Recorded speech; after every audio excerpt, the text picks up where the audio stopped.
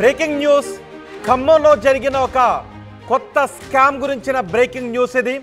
నకిలీ బంగారు ఆభరణాలు బ్యాంకుల్లో తనఖాలు పెట్టి కోట్ల రూపాయలు రుణాలను పొందారు దుండగులు. ఈ విషయాన్ని ఆలస్యంగా గుర్తించారు బ్యాంక్ అధికారులు.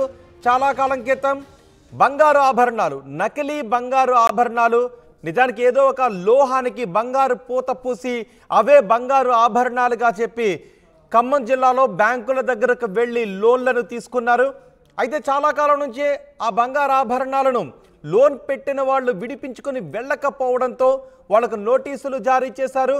వాటిని విడిపించుకొని వెళ్ళాలి అని కోరారు. అయినప్పటికీ వాళ్ళు దాన్ని పట్టించుకోకపోవడంతో అనుమానం వచ్చిన బ్యాంక్ సిబ్బంది పరిశీలిస్తే అవి నకిలీ బంగారు ఆభరణాలుగా తెలిసినట్టుగా తెలుస్తోంది. విషయాన్ని ఆలస్యంగా గుర్తించారు బ్యాంక్ అధికారులు. డిసిసిబి సహా పలు బ్యాంకులకు టోకరా వేశారు ఈ దుండగులు. చాలా సంవత్సరాలుగా తనఖాలో ఉన్న గోల్డ్ విడిపించుకోవాలని ఖాతాదారులకు సమాచారం ఇస్తూ ఉన్నారు. ఖాతాదారులను కోరుతూ ఉన్నారు. ఖాతాదారులకు డిమాండ్ నోటీసులు పంపిస్తూ ఉన్నారు.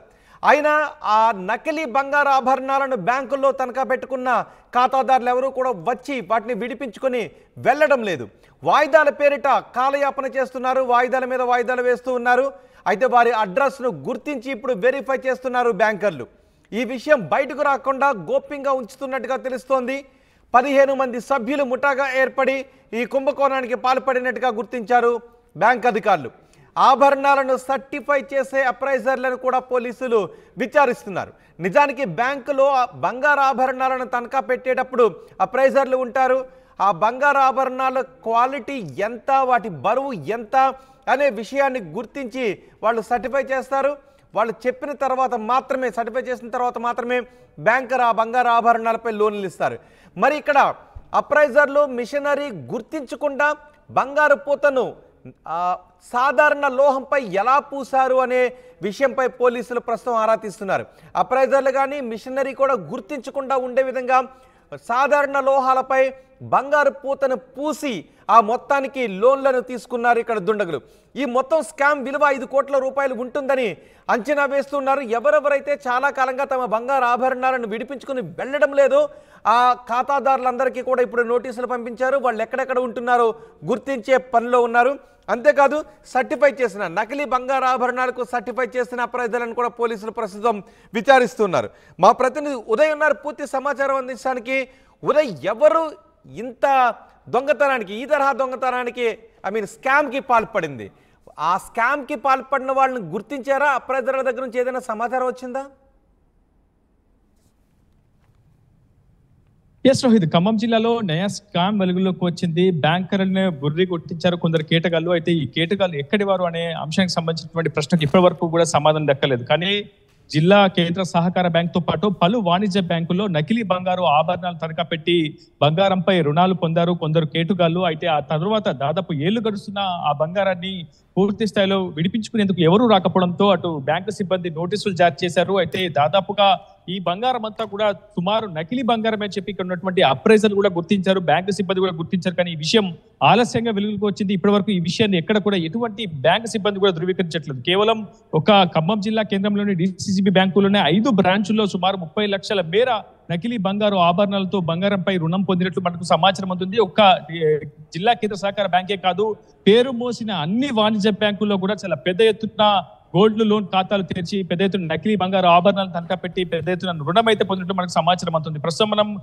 ఖమ్మం జిల్లా కేంద్రంలోని గట్టే సెంటర్ డిసిసిబి బ్యాంక్ బ్రాంచ్ వద్ద ఉన్నాం. ఇక్కడ కూడా సేమ్ ఇదే సిచ్యువేషన్ జరిగింది. గట్టే సెంటర్ డిసిసిబి బ్రాంచ్ లో కూడా సుమారు కొంతమంది గుర్తు తెలియని వ్యక్తులు ప్రస్తుతం అక్కడ గోల్డ్ రుణం పొందినట్టు, నకిలీ బంగారు ఆభరణాలు పెట్టి రుణం పొందినట్టు మనకు సమాచారం అవుతుంది. కానీ ఇప్పటి వరకు కూడా బ్యాంకు సిబ్బంది కానీ మేనేజర్ కానీ ఈ అంశంపై అధికారికంగా ఎటువంటి ప్రకటన చేయలేమని, ఖాతాదారుల విషయాలు కూడా గోప్యంగానే ఉంచుతామని, ఈ విషయాలు బహిర్గతం చేయమని చెప్తున్నారు. ఇదంతా కూడా బ్యాంకుల పేరు ప్రతిష్టలకు సంబంధించినటువంటి అంశం కావడంతో ఎక్కడ కూడా ఇటువంటి ఫ్రాడ్ జరిగిందని కానీ ఇటువంటి మోసం జరిగిందని కానీ పోలీసులకు ఫిర్యాదు ఇప్పటి వరకు అందలేకపోవడం నిజంగా కొంత విస్మయానికి అయితే గుర్తిస్తుంది. కానీ నిజానికి సుమారు 5 కోట్ల రూపాయల రుణం బంగారంపై, నకిలీ బంగారు ఆభరణాలపై రుణం పొందినట్లు మనకు సమాచారం అవుతుంది. ఈ కేటుగాళ్ళంతా కూడా ఆంధ్రప్రదేశ్లోని గుంటూరుకు చెందిన వారుగా కొంతమంది పోలీసులు అయితే అనుమానిస్తున్నారు. ప్రస్తుతం బ్యాంకు సిబ్బంది కూడా ఆ బ్యాంకుల్లో పనిచేసినటువంటి అప్రైజర్లను కూడా పిలిచి ఆరా తీస్తున్నారు. నిజానికి ఒక బంగారు ఆభరణాన్ని తనిఖీ పెట్టాల్సి వచ్చినప్పుడు ముందు అక్కడ ఉన్నటువంటి ఆ బ్యాంకు అప్రైజర్ దాన్ని సర్టిఫై చేయాల్సి ఉంటుంది.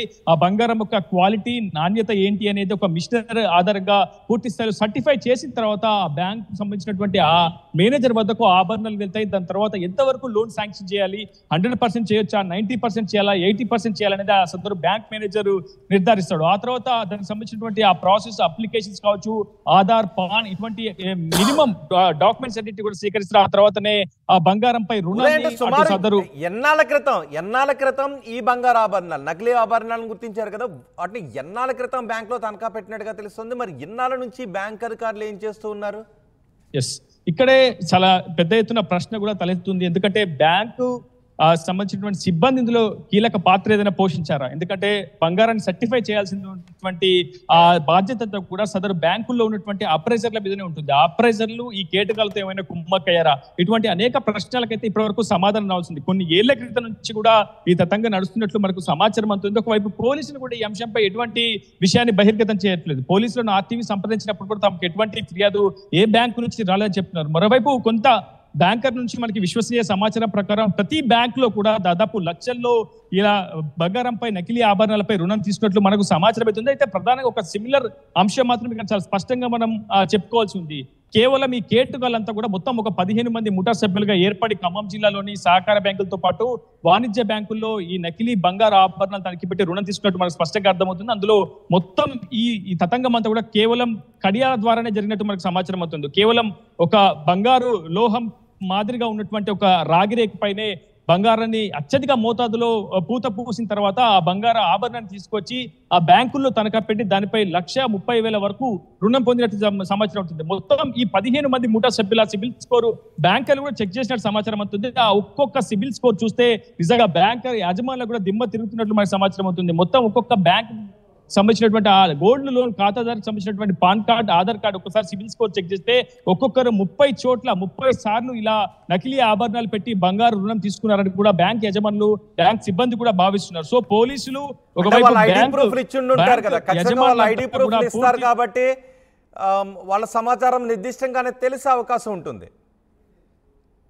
ఇప్పటి వరకు మన ప్రస్తుతం గట్టయ్య బ్యాంక్ బ్రాంచ్ సెంటర్ వద్ద ఉన్నాం. ఇక్కడ మనం ప్రస్తుతం చూడొచ్చు బ్యాంక్ లోకి వెళ్లే ప్రయత్నం కూడా చేస్తున్నాం. మనం వస్తున్నామన్న విషయంతో ఈ బ్యాంక్ కూడా డోర్ వేయడం జరిగింది. ఎందుకంటే మనం ముందస్తుగానే మేనేజర్ని సంప్రదించాం, అసలు ఏం జరుగుతోంది, గోల్డ్ లోన్ ఫ్రాడ్ కి సంబంధించి ఏమైనా డేటాను మీరు ఆర్టీవీకి ఇవ్వగలరని మనం మేనేజర్ కూడా ప్రశ్నించినప్పుడు ఇదంతా కూడా హెడ్ క్వార్టర్స్ లోనే జరుగుతుంది, మీకు ఏ సమాచారం కావాలన్నా హెడ్ క్వార్టర్స్ లోనే సంప్రదించాలి, మా దగ్గర ఎటువంటి సమాచారం ఉండదు, ఏ గోల్డ్ ఖాతాదారుడు సమాచారం ఉంటేనా మేము బహిర్గతం చేయము, అది గోప్యంగానే ఉంచుతామని చెప్పి అది మా బ్యాంక్ కండిషన్స్ అని చెప్పి కొన్నటువంటి స్థానిక మేనేజర్ కూడా చెప్తున్నారు. ప్రస్తుతం గోల్డ్ లోన్ సంబంధించినటువంటి అంశంపై మనం కూడా నిన్నటి నుంచి కూడా వరుస కథనాలు కూడా ప్రసారం చేసే ప్రయత్నం చేస్తున్నాం. కానీ సంబంధించినటువంటి అంశాన్ని ఎక్కడ కూడా అధికారికంగా ఎవరు కూడా వెల్లడించిన సిచ్యువేషన్ ఉంది. ప్రస్తుతం మన మేనేజర్ తో కూడా మాట్లాడించే ప్రయత్నం చేద్దాం. అమ్మా, ఇక్కడ గోల్డ్ లోన్ సంబంధించి ఫ్రాడ్ మీద పెద్ద ఎత్తున చర్చ జరుగుతుంది, అసలు మీకు ఎటువంటి సమాచారం? సార్, మీరు నన్ను ముందు పర్మిషన్ అడగాలి కదండి. మీరు మీ అంతటి నేను అక్కడ వేసాను గ్రిల్లు, ఎట్లా లోపలికి వస్తారు చెప్పండి. నిజంగా మీ దగ్గర నకిలీ ఆభరణాలతోటి గోల్డ్ లోన్ తీసుకున్నారా, మీరు గుర్తించారు? నేను అక్కడ గ్రిల్ వేసాను కదా, మీరు నన్ను ముందు పర్మిషన్ అడగాలి కదండి. లైవ్ నడుస్తుంది. మీకేమైనా ఉంటే హెడ్ ఆఫీస్కి వెళ్ళి మాట్లాడండి, ఇక్కడ ఏం చెప్పరు. మీరు ఏమైనా గుర్తించారు, అసలు మీకు ఏమైనా సమాచారం ఉందా లేదా? అసలు మీరు ముందు ఆఫ్ చేయండి అండి, నేను చెప్తా. సమాధానం చెప్పడానికి మేనేజర్ నిరాకరిస్తున్నారు. ఇది పూర్తిగా హెడ్ క్వార్టర్స్ లోనే సంప్రదించాలని అయితే మనకు సమాధానం చెప్తున్నారు. ఏదేమైనప్పటికీ దాదాపు కేవలం DCCB సంబంధించినటువంటి 5 బ్రాంచుల్లో ఇలా గోల్డ్ ఫ్రాడ్ జరిగినట్టు మనకు సమాచారం అయితే ఉంటుంది. మొత్తం కేవలం DCCBనే కాదు, పేరు మోసిన అన్ని వాణిజ్య బ్యాంకుల్లో కూడా ఇలానే నకిలీ బంగారు ఆభరణాలతోటి రుణం పొందినట్టు మనకైతే సమాచారం అవుతుంది. ఏదేమైనప్పటికీ బ్యాంక్ సిబ్బంది ఇచ్చినటువంటి సమాధానం నిజంగా సంతృప్తికరంగా అయితే లేదనేది మనకు చాలా స్పష్టంగా అర్థమవుతుంది. ఇప్పటి వరకు ఈ అంశంపై ఒకవైపు ఖమ్మం జిల్లా సిపి సునీల్ దత్ తో పాటు పోలీస్ యంత్రాంగం అంతా కూడా ఆరాధిస్తుంది. ఈ 15 మంది ముఠా సభ్యులు ఎక్కడి వారు, వాళ్ళు ఎక్కడి నుంచి వచ్చారు, అసలు ఎందుకు ఈ తతంగానికి తెరలేపారు, ఎప్పటి నుంచి ఈ తతంగాన్ని నడిపిస్తున్న అంశంపై పోలీసులు కూడా బ్యాంక్ అధికారులు సమాచారం పోలీసులు ఏమన్నా చెప్తున్నారా? పోలీసులు ఎటువంటి సెక్షన్ల కింద నమోదు చేశారు? పోలీసులు ఎవరిపైన అనుమానాన్ని వ్యక్తం చేస్తున్నారు? పోలీసుని ఆర్టీవీ సంప్రదించడం జరిగింది, కానీ పోలీసులకు ఇప్పటివరకు ఎటువంటి ఫిర్యాదు రాలేదు.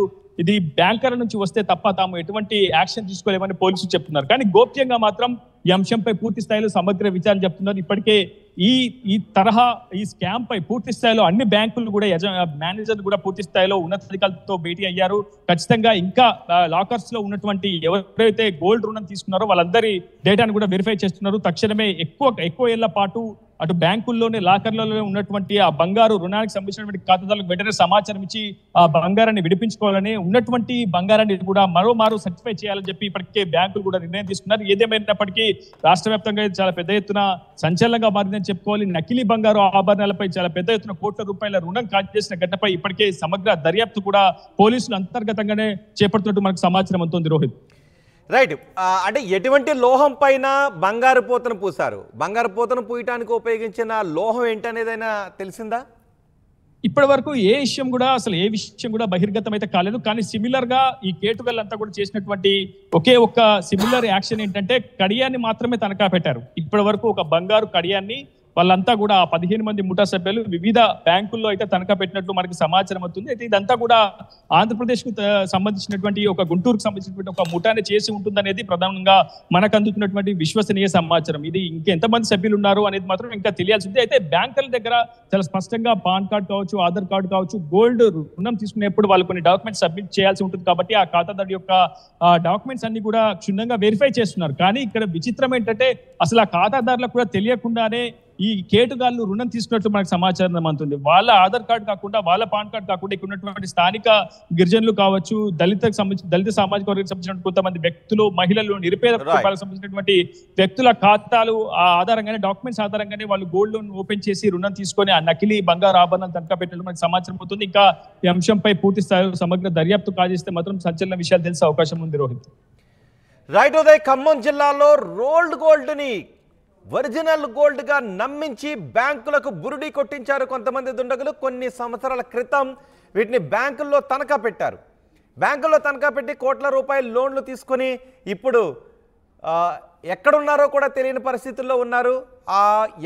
ఎవరు ఈ లోను తీసుకున్నారనే వివరాలు గుర్తించడం కూడా ప్రస్తుతం కష్టసాధ్యంగా మారింది. ఖమ్మం జిల్లాలో DCCB బ్యాంక్ సహా పలు బ్యాంకుల్లో ఈ రకమైన టోకరా వేసినట్టుగా తెలుస్తోంది.